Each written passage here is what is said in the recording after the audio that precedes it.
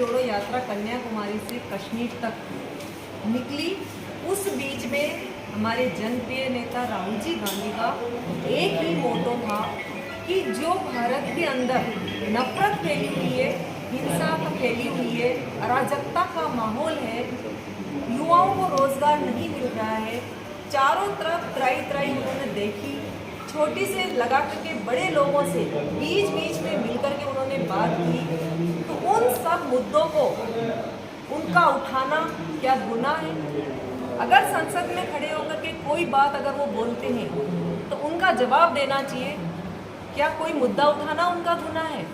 सम्मानीय राहुल जी गांधी जनप्रिय मनप्रिय नेता होने के बावजूद भी उनके पूरे परिवार ने जो बलिदान दिया है, जो शहीद हुए हैं, चाहे हम बात इंदिरा गांधी जी की करें या हम राजीव गांधी जी की करेंगे, उन लोगों का परिवार ही शहीद हुआ है।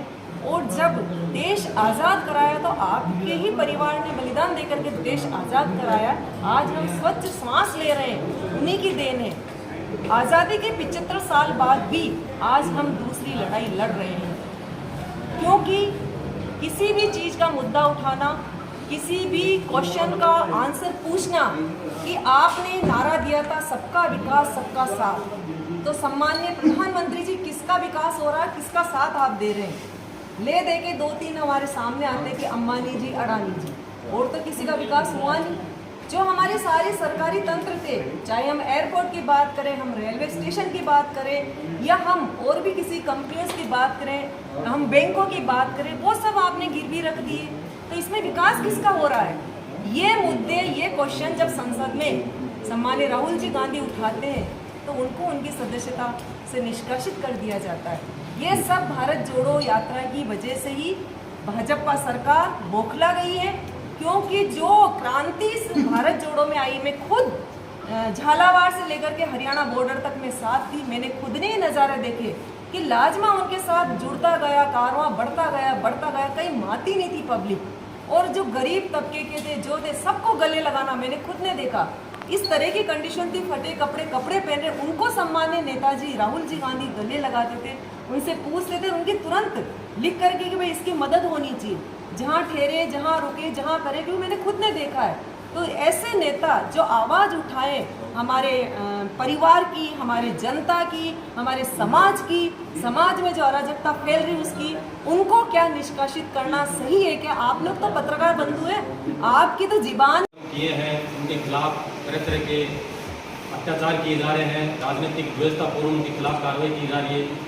उन सब बातों को लेकर हम आपके सामने हैं कि कैसे उन्होंने अडानी जी के खिलाफ जो सेल कंपनियों का पैसा अडानी जी की कंपनी में लगा है, बेनामी कंपनियां हैं, विदेशी कंपनियां हैं, उनके मार्फत जो पैसा 20,000 करोड़ रुपए जो अडानी जी की कंपनी में लगा है, उसका ट्यूशन वो बार बार उठा रहे हैं, वो बात करना चाह रहे हैं। जनता आपके माध्यम से, जनता के माध्यम से और संसद में बोलते हैं कि लोकतंत्र खतरे में है, तानाशाही का माहौल बना हुआ है, एक भय का माहौल है। जब से मोदी सरकार 2014 से आई उसके बाद में एक भय का माहौल है, लोगों में डर है, धर्म के प्रति कुछ अफवाहें फैलाई जा रही हैं, अभी अलग अलग तरह की बातें करके। और जो जिन मुद्दों पर मोदी जी आए थे उन मुद्दों को हर बार वो डाइवर्ट करके दूसरी बातों पर जनता का ध्यान ले जाते हैं।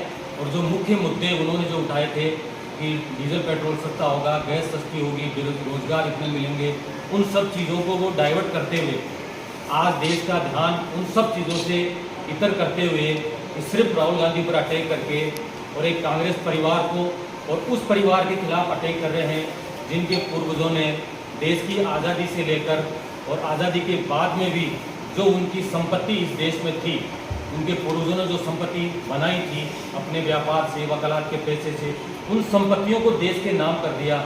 उस आदमी के भाजपा सरकार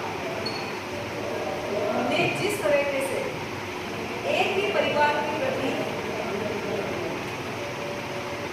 जो बौखलाहट नीति अपनाई है, मैं आप लोगों से पूछना चाहूंगी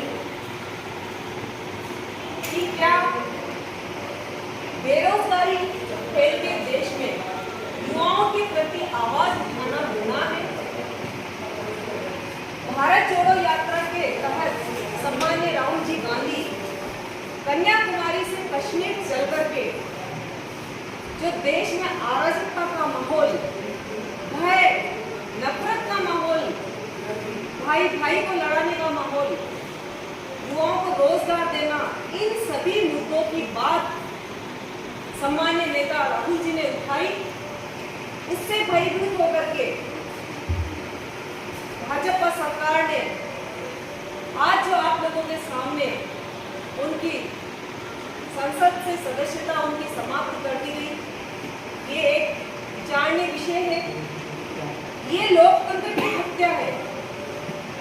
इसमें तानाशाही, जो उनकी कूटनीति, मिथ्यावाद को फैलाना, एक विचारधारा की इसमें लड़ाई है। जो आजादी के 75 साल बाद भी जो आज लड़ाई हम लड़ रहे हैं, वो लड़ाई आप लोगों से छिपी नहीं। एक टाइम था जब सुई नहीं बनती थी। आज हम यहाँ मोबाइल की दुनिया में बैठे हैं। यहाँ पे हर तरह की टेक्नोलॉजी जो आई है, चाहे चिकित्सा की बात, चाहे रोड की बात करें हम, चाहे शिक्षा की बात करें हम, चाहे रोजगार देने की बात करें, चाहे इंडस्ट्रियल एरिया की बात करें, ये सब ही कांग्रेस के ही शासन की देन है, जो आज हम स्वतंत्र स्वच्छ हवा में यहाँ श्वास ले रहे हैं। अगर राहुल गांधी जी ने अपने हिसाब से जिन मुद्दों पे बात करी, संसद में वो बोलने लगते, उनको बोलने नहीं दिया जाता। क्योंकि आज जो पूंजीपति, आज अडानी जी की बात करें हम, तो सारा पैसा जो है वो कहाँ गया, वो उनसे हिसाब मांग रहे हैं, तो उनको बोलने नहीं दिया जाना, इसलिए उनकी संसद से सदस्यता उनकी समाप्त कर रही है। तो मेरा तो आप लोगों से, क्योंकि आप लोग खुद कलम चलाते हैं, जो काम कांग्रेस पार्टी कर रही है, जो जनप्रतिनिधि कर रहे हैं, जो आवाज हमारे जनप्रिय नेता राहुल जी गांधी उठा 30 मार्च से 8 अप्रैल तक उसी स्तर पर, जिले स्तर पर एक प्रेस वार्ता का कार्यक्रम रखा गया है।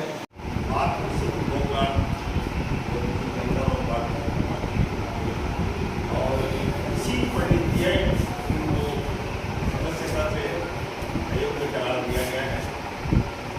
अगर इसकी पढ़ने की नहीं होती तो प्रेस वार्ता में आपको दिए गए हैं, उनका जवाब सदन में भारतीय जनता पार्टी को प्रोवाइड कर देना चाहिए और देश की जनता को इस मैटर में समझ सकते। इससे कोई हिंदू नहीं है इसका जवाब वो नहीं दे सकता, चाहे गांधी का हो, चाहे ये इससे वो मोदी वाली बात का हो, दलित मोदी, विजय माल्या, ये आज देश में हर बुद्धिजीवी इन चीज़ों को विचार और ये सीधी लोकतंत्र का हनन है, इस बात के संविधान का हनन है।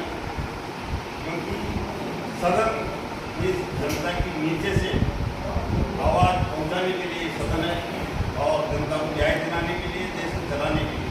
अगर विपक्ष को जवाब नहीं दे, आप हम सब आपकी बहुत वर्षों से इसको देख रहे हो, चाहे हमारा कांग्रेस करा हो, इससे पहले भी भारतीय जनता पार्टी रही, सदन में जवाब दिया जाता